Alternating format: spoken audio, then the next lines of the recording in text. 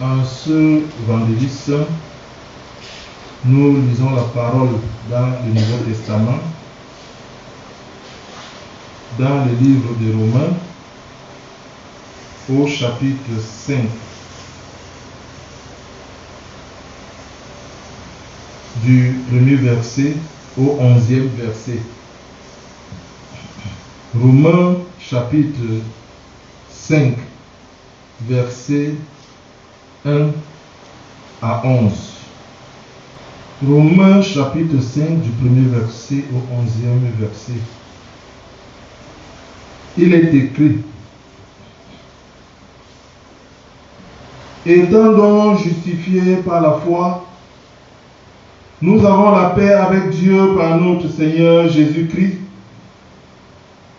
à qui nous devons d'avoir eu par la foi accès à cette grâce dans laquelle nous demeurons fermes et nous nous glorifions dans l'espérance de la gloire de Dieu. Bien plus, nous nous glorifions même des afflictions, sachant que l'affliction produit la persévérance, la victoire dans l'épreuve, et cette victoire, l'espérance. Or, l'espérance ne trompe point, parce que l'amour de Dieu est répandu dans nos cœurs par le Saint-Esprit qui nous a été donné. Car lorsque nous étions encore sans force, Christ, au temps marqué, est mort pour des impies. À peine mourrait-on pour un juste, quelqu'un peut-être mourrait-il pour un homme de bien. Mais Dieu prouve son amour envers nous, en ce que lorsque nous étions encore des pécheurs, Christ est mort pour nous. À plus forte raison donc, maintenant que nous sommes justifiés par son sang, serons-nous sauvés par lui de la colère.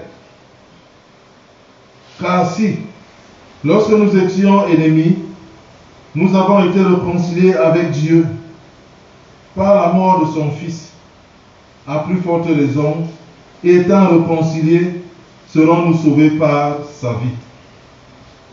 Et non seulement cela, mais encore nous nous glorifions en Dieu par notre Seigneur Jésus-Christ, par qui maintenant nous avons obtenu la réconciliation. Amen. Bien-aimés, peuple du Seigneur, bon après-midi. Mais Dieu prouve son amour envers nous en ce que, lorsque nous étions encore pécheurs, Christ est mort pour nous.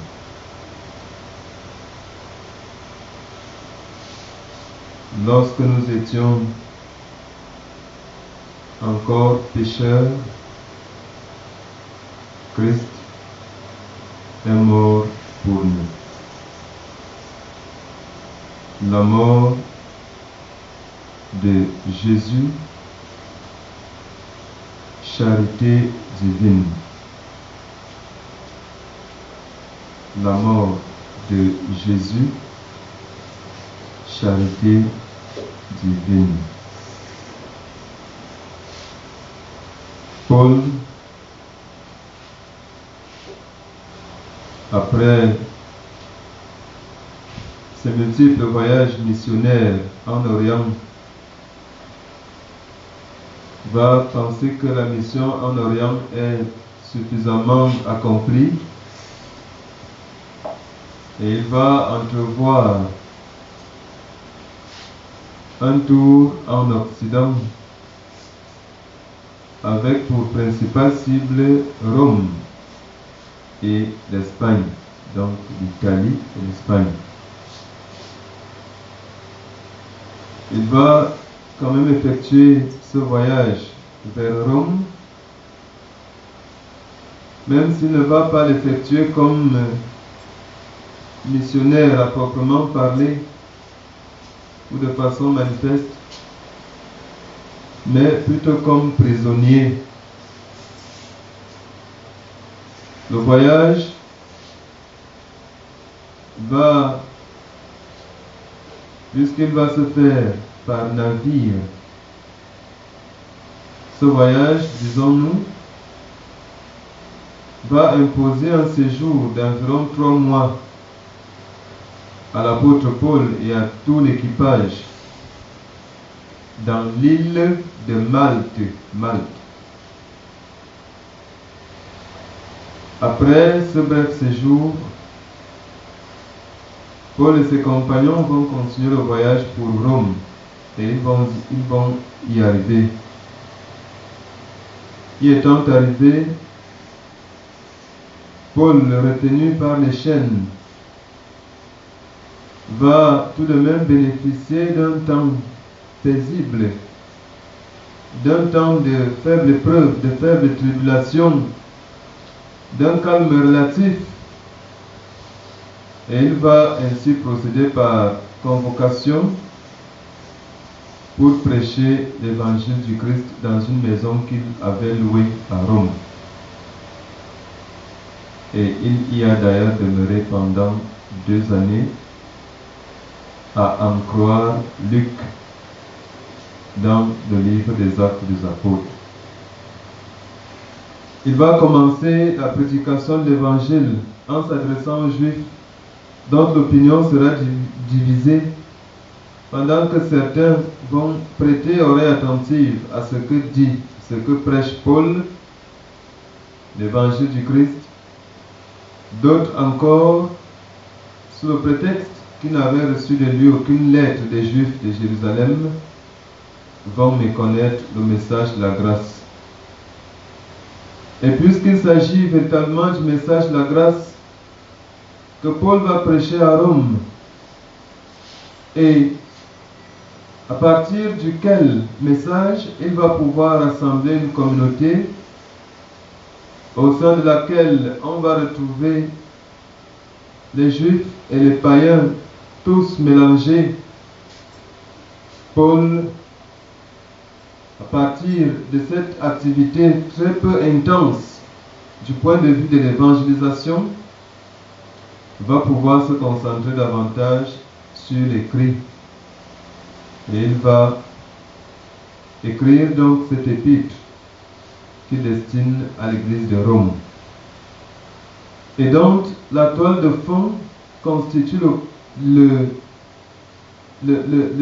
l'obtention du salut par la grâce et au moyen de la foi, en reprenant l'hymne du prophète Habakkuk, le juste vivra par la foi. L'épître aux Romains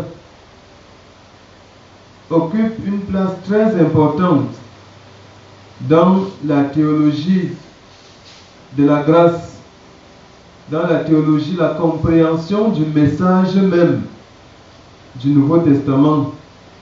Et cette épître a retenu plus d'une attention.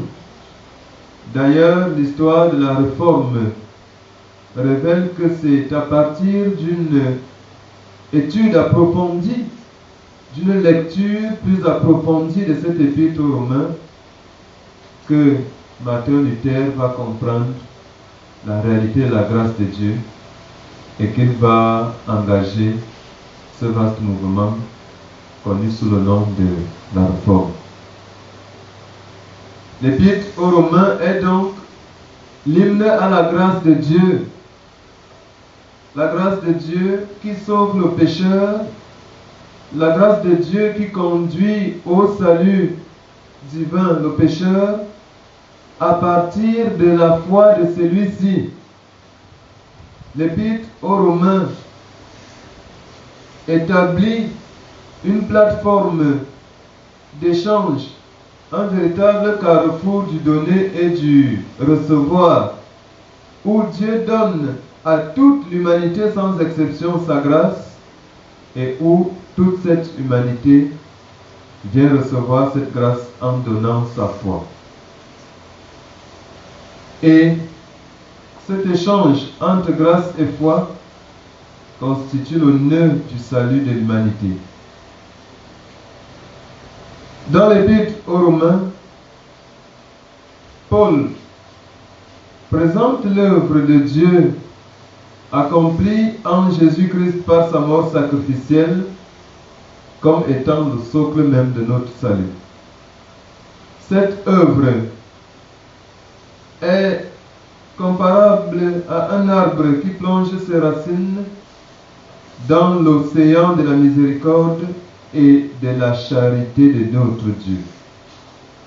C'est parce que Dieu nous a aimés qu'il a donné son Fils en sacrifice.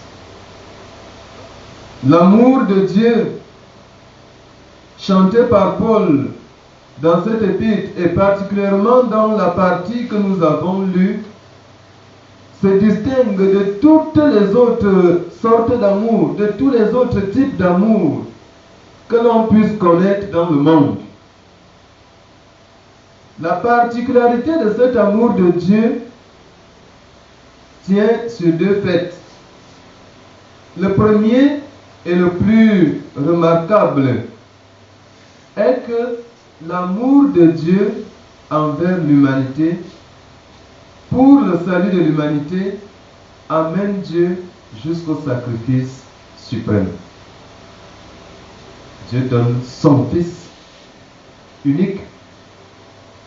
Jésus-Christ donne sa vie pour le salut de l'humanité. On parle donc du don de la vie ou encore de la mort de Jésus. La mort de Jésus dans la théologie de Paul occupe une place importante. Elle est différente des autres morts parce qu'elle est une mort motivée par un élément spécial, la charité.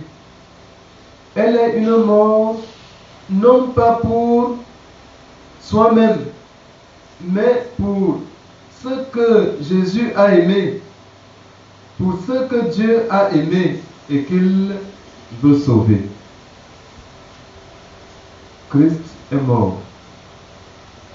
Et parce que Paul va mettre un accent particulier sur la mort de Christ, il va se formuler autour de cet événement, la mort de Jésus, tout un credo. Et vous entendez Paul dire, si tu confesses de ta bouche la Seigneurie de Christ, et si tu crois que Dieu l'a ressuscité des morts, mais la résurrection vient après la mort. Et ici, il chante la grâce de Dieu à partir de la mort de Jésus.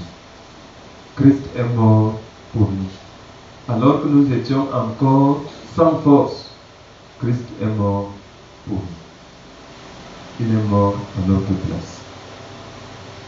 Et la mort de Christ est notre vie.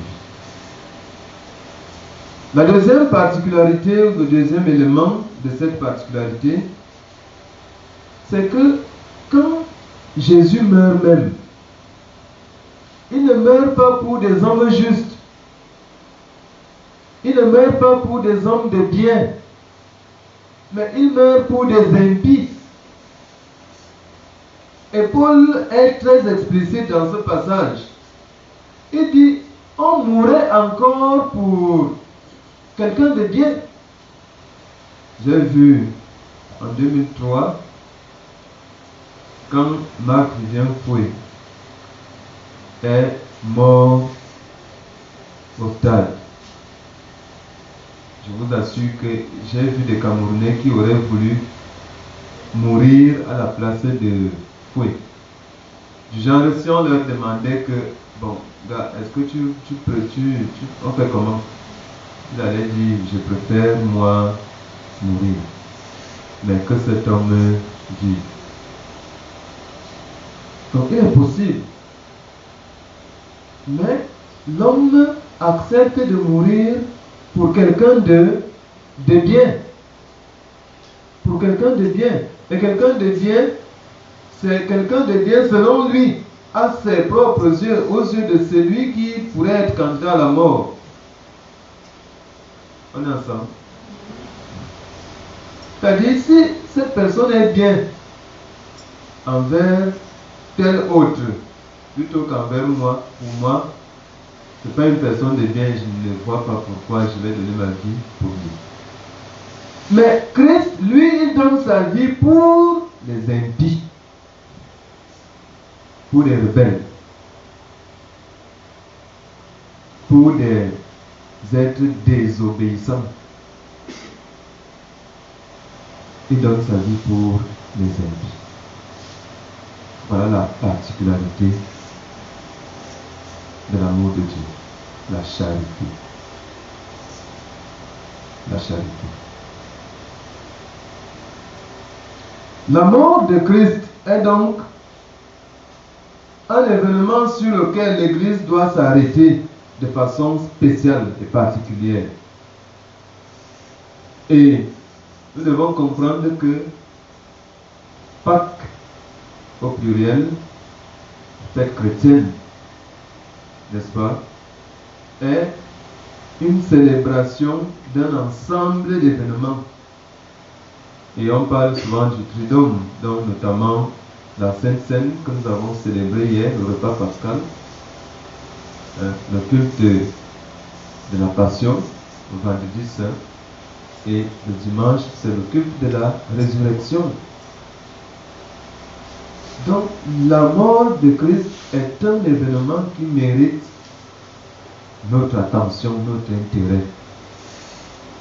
Car, comme le dit Jésus lui-même, si le grain de blé tombé en terre refuse de mourir, la moisson de l'espoir des hommes ne pourra jamais fleurir. Il a fallu que Christ passât par la mort pour que nous eussions la vie. Et cette mort de Jésus est l'expression de la charité de notre Dieu. Dieu est donc celui qui aime tout homme et tout l'homme. Il aime tous les hommes. Et pour le démontrer, Paul commence par affirmer le péché universel, l'universalité du péché. Tous ont péché et sont privés de la gloire de Dieu. Juifs comme Grecs. Parce que les Juifs, à un moment donné, pensaient qu'ils étaient justes. Les pécheurs, c'était les autres, les païens. Paul affirme que tous, et le Juif et le Grec, tous ont fait comment? Ont péché. À partir de là, il faut comprendre que tous nous sommes privés de la gloire de Dieu. Et que si nous avons le privilège de contempler cette gloire divine, c'est simplement par amour. C'est l'expression de la charité de notre Dieu. La charité. Dieu donne son Fils pour les impies, pour les rebelles, les pervertis que nous sommes, les corrompus. C'est donc pour nous qui nous reconnaissons pécheurs. C'est pour nous que Christ a donné sa vie. C'est pour nous. Et nous devons comprendre que face à notre faiblesse, quand il nous arriverait de tomber, prenons appui sur la grâce de Dieu, car Dieu nous aime. Dieu nous aime. Christ est mort pour payer cette dette. Il n'y a donc point de condamnation pour ceux qui croient en Jésus-Christ. Et parce que Christ nous a aimés, nous devons aussi de nous aimer les uns les autres. L'amour que nous avons à nous témoigner les uns aux autres ne doit pas être un amour exigeant, où on exige d'abord que l'autre fasse notre volonté pour pouvoir bénéficier de notre amour. Dieu a sauvé l'homme alors que celui-ci n'avait même plus conscience ou connaissance de sa volonté. Alors que celui-ci était encore pécheur. Alors que celui-ci était encore perverti. Dieu l'a sauvé avant de lui prescrire à nouveau une loi, une ordonnance. Il sauve d'abord. Si la méchanceté va grandissant dans notre monde, c'est parce que chacun veut se sentir aimé pour pouvoir aimer. Comment peux-tu aimer quelque chose et refuser de le donner à ton prochain? Si tu veux te sentir aimé, ton prochain aussi voudrait se sentir aimé. Donne-lui ton amour et il t'aimera. On n'attend pas. Et il faut que les chrétiens qui le comprennent bien soient les premiers à l'appliquer pour transformer le monde. Jésus donne sa vie pour nous. Il est la manifestation de la charité immense de notre Dieu, car Dieu a tant aimé le monde qu'il a donné son Fils. Il nous reste une seule chose, croire. Et croire signifie reconnaître la valeur de cette mort sacrificielle de notre Seigneur et nous attacher au don de sa grâce par le moyen de la foi en obéissant à sa parole et à sa volonté. Que le Seigneur qui a donné sa vie pour nous prenne place dans nos cœurs et nous bénisse. Amen.